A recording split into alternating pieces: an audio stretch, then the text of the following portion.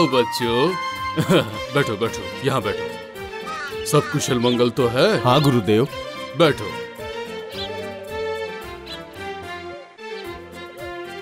मैंने आज तुम्हें इसलिए यहाँ पर बुलाया है, देखो तुम्हारे पिताजी की मृत्यु को 2 वर्ष पूर्ण हो चुके हैं और मरने से पहले उन्होंने मुझे अपनी आखिरी इच्छा के बारे में बताया था। कैसी इच्छा गुरुदेव? नियम के अनुसार किसी राजा की मृत्यु के पश्चात उसका बड़ा बेटा ही राजा बनकर सिंहासन पर बैठता है, लेकिन तुम्हारे पिताजी की इच्छा कुछ अलग ही थी।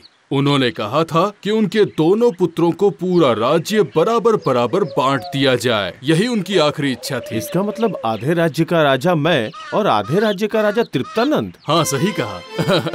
देखो तुम दोनों भाई सिर्फ शिकार करके और मछलियाँ पकड़कर सारा समय बिताते हो, किंतु अब वो समय आ गया है कि तुम दोनों अपना राज्य संभालने के लिए प्रजा के सामने प्रस्तुत हो। क्या राज्य भार को संभालना होगा? आज से ठीक 2 महीने बाद एक बहुत ही बढ़िया मुहूर्त है। उसी दिन ये शुभ कार्य संपन्न करूंगा मैं। जाओ, अब तुम दोनों यहाँ से जा सकते हो।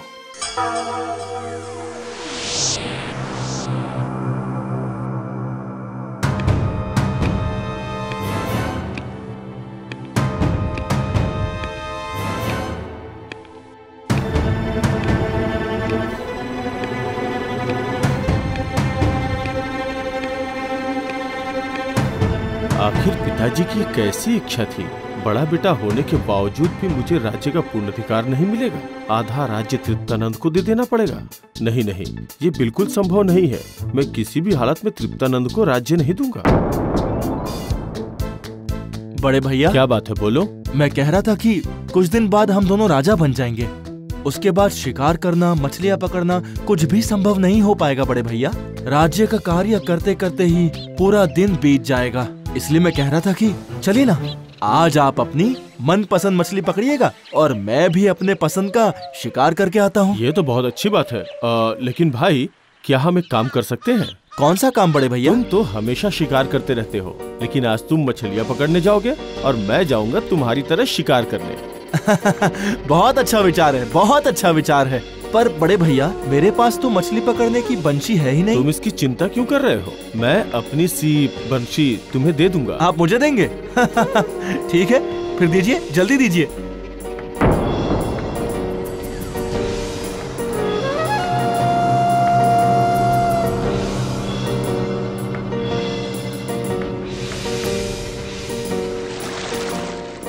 उफ, इतनी कड़ी धूप में कब से बैठा हूँ पर मछली हाथ ही नहीं आ रही।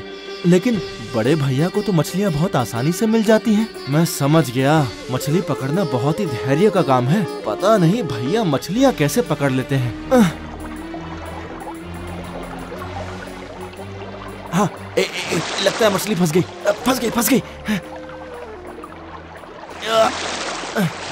लगता है बहुत बड़ी मछली है, जितना सोचा था उससे भी ज्यादा बड़ी। इसे अच्छे से खींचकर ऊपर लाना पड़ेगा।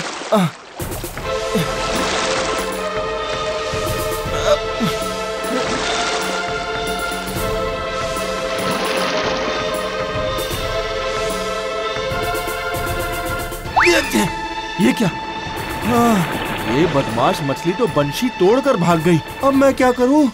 मछली तो मिली ही नहीं, उल्टा बंशी मछली के मुंह में चली गई।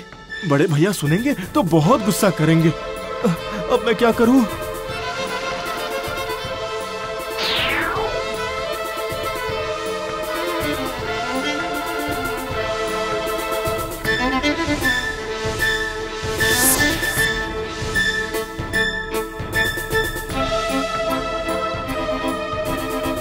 मैंने ऐसी चाल चली है कि इस एक चाल से ही तृप्तानंद को मात दे दी। न वो कभी बंशी ढूंढ पाएगा और ना ही मेरे सामने आकर खड़ा होगा, और मुझे अपने राज्य में से उसे हिस्सा भी नहीं देना पड़ेगा।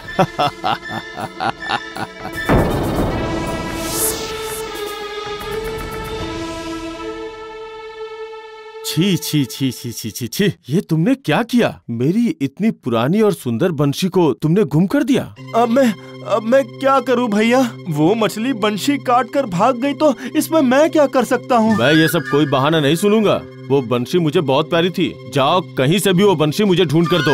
बड़े भैया आपके लिए मैं दूसरी बहुत सारी बंशी बनवा देता हूँ, आप चिंता मत कीजिए भैया। नहीं, मैं दूसरी कोई भी बंशी नहीं लूंगा, मुझे वही बंशी चाहिए। लेकिन अब वो कहाँ मिलेगी बड़े भैया, समझने की कोशिश करो। नाव लेके समुद्र में चले जाओ, वहाँ जाल फेंक कर मछलियाँ पकड़ना और उनके मुंह खोलकर देखना कि उसमें मेरी बंशी है कि नहीं। पर ये संभव नहीं है भैया। अगर संभव हुआ तो मेरे सामने आके खड़े होना, वरना मेरे सामने कभी मत आना। जाओ, चले जाओ यहाँ से। जो एक मामूली सा बंशी नहीं संभाल सकता, वो राज्य क्या संभालेगा?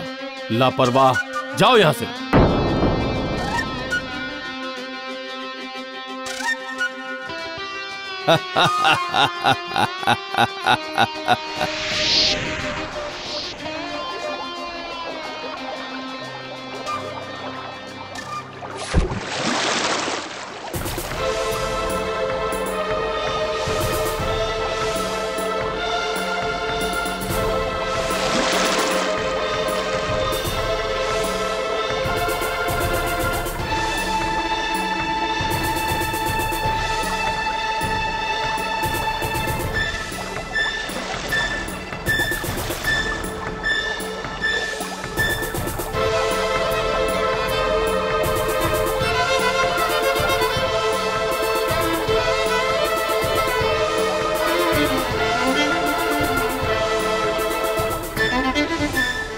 आज ढूंढते ढूंढते मुझे 1 महीना हो गया है। कितनी सारी मछलियों के मैंने मुंह खोलकर अच्छे से देख लिया, लेकिन किसी के मुंह में वो बंशी दिखी ही नहीं।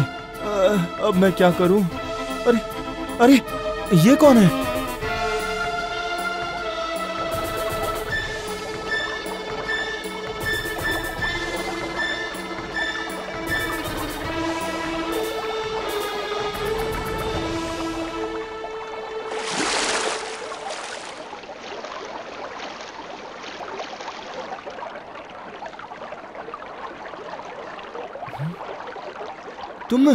तुम इस मछलियों के जाल में इस तरह कैसे फंस गई? और तुम कौन हो? मैं, ये जो समुद्र दिख रहा है, मैं इस समुद्र के राजा के इकलौती पुत्री हूँ। तुम समुद्र के राजा की पुत्री हो, लेकिन तुम ये जाल में कैसे फंस गई?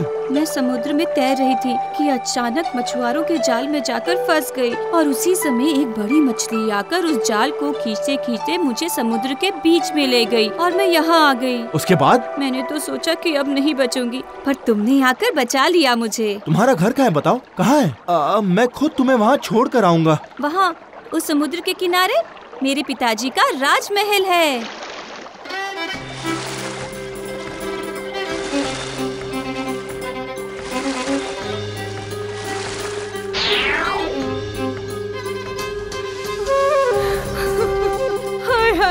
मेरी पुत्री कहाँ खो गई? लगता है अब वो हमें जीवन में कभी नहीं मिल पाएगी। नहीं, ऐसे मत रो रानी। हमारे सारे सैनिक उसे ढूंढने के लिए गए हैं। देखना रानी, वो उसे जरूर ढूंढ लाएंगे। क्या ढूंढ लाएंगे? देखते देखते 2 दिन बीत गए, कहाँ ढूंढ पाए आप मेरी बेटी को? महाराज, राजकुमारी लौट आई है। क्या कहा? कहाँ है वो? राजकुमारी आपके कमरे की तरफ ही आ रही है महाराज, और उन्हें एक राजकुमार लेकर आए हैं। क्या कहा? कहाँ है मेरी बेटी? कहाँ है? माँ, पिताजी। समुद्र में तैरते तैरते कहाँ चली गई थी बेटी? बताओ मुझे। लंबी कहानी है माँ, बाद में बताऊंगी। अगर ये राजकुमार नहीं आते तो मैं पानी में डूबकर मर ही जाती। नहीं बेटी, इस वक्त ऐसी बातें नहीं करते। आपका परिचय? मैं नृपण देश का राजकुमार हूँ। वाह वाह, बहुत अच्छे। आपने मेरी पुत्री की जान बचाई है, इसलिए मैं आपका आभारी हूँ। अब चलिए अतिथि गृह में चलकर विश्राम कर लीजिए और बैठकर कुछ बातें भी कर लेंगे।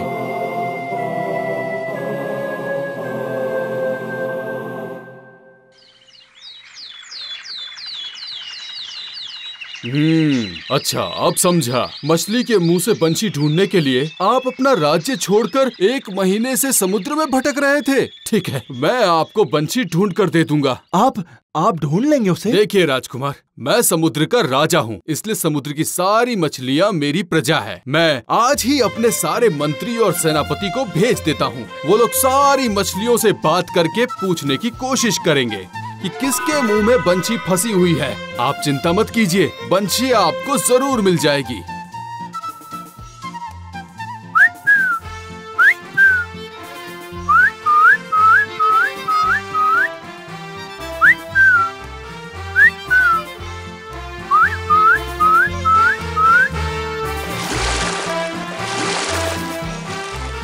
बताओ किसके मुंह में बंशी फंसी है? अगर सच सच नहीं बताया तो महाराज तुम्हें कड़ी से कड़ी सजा देंगे। मेरे मुंह में तो कुछ दिनों से एक बंशी मुंह में फंसकर ऐसे खच खच कर रही है ना कि क्या बताऊं। मंत्री जी जरा बाहर तो निकाल दीजिए। अरे बाप रे बाप। सेनापति, मछली के मुंह से बंशी निकालो।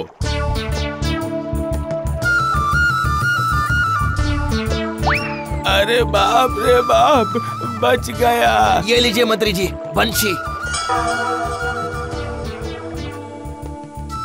समुद्र के राजा ने मुझे वादा तो दे दिया है, लेकिन क्या वो उस बंशी को ढूंढ पाएंगे? चिंता मत करो, बंशी मिल गई है। देखो तो राजकुमार, क्या ये वही बंशी है?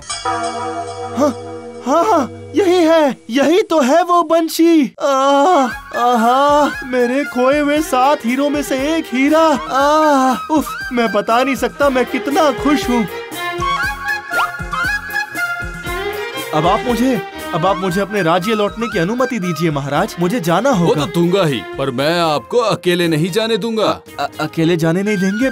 मतलब? मेरी पुत्री भी आपके साथ जाएगी। हाँ राजकुमार, मेरी रानी को और मुझे बहुत पसंद आए हैं आप, इसलिए हमने फैसला किया है कि आपके हाथों में अपनी पुत्री का हाथ देंगे। राजकुमार, आप खुश तो है ना?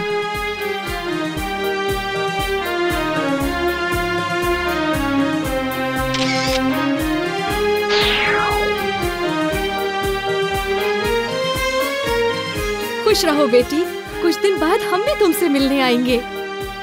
हमेशा खुश रहो। राजा बनने के बाद प्रजा का कल्याण करो। और हाँ सेनापति,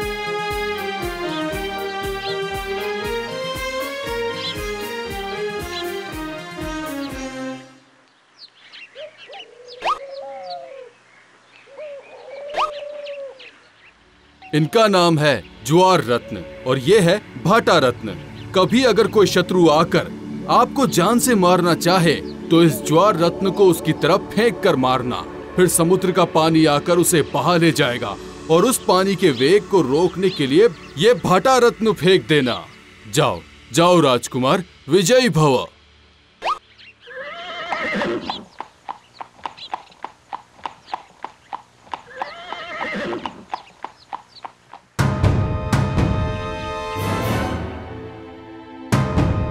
सभी सुनो, आज से मैं इस देश का राजा हूँ, इसलिए मेरी बात सबको माननी पड़ेगी। अगर नहीं मानी तो जान जाएगी। लेकिन आपका छोटा भाई वापस लौट आया तो? आया भी तो क्या, मैं उसे अपना राज्य नहीं दूंगा, कभी नहीं। मैं पिताजी का बड़ा पुत्र हूँ, इसलिए ये गद्दी मेरी है। परंतु गुरुदेव। कौन गुरुदेव? कैसा गुरु?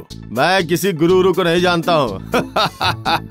महाराज, आपके भाई तृप्तानंद लौट आए हैं और साथ में दुल्हन भी लेकर आए हैं। ये क्या?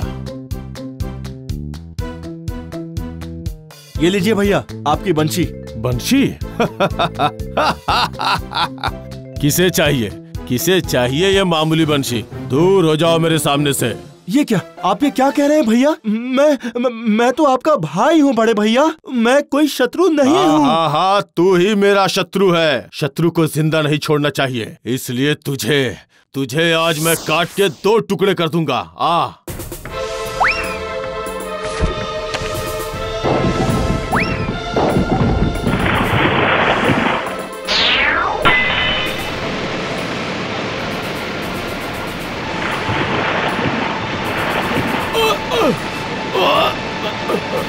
अरे कोई है? बचाओ भाई मुझे बचा लो। मैं तुमसे वादा करता हूँ जीवन में कभी तुम्हें धोखा नहीं दूंगा। बचा लो भाई, बचा लो भाई। राज्य के लालच में मैं पागल हो गया था, तुम मुझे माफ कर दो भाई, माफ कर दो मुझे बचा लो।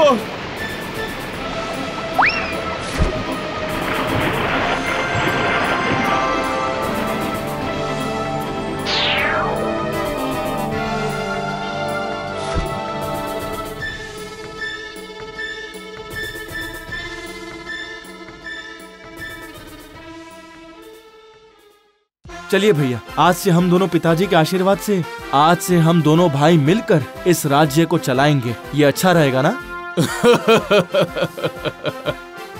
इससे अच्छी बात और क्या हो सकती है पुत्रों। चलो चलो, आज इस अवसर पर हम सब मिलकर खुशियां मनाते हैं। जय महाराज तृप्तानंद की जय। जय महाराज तृप्तानंद की जय।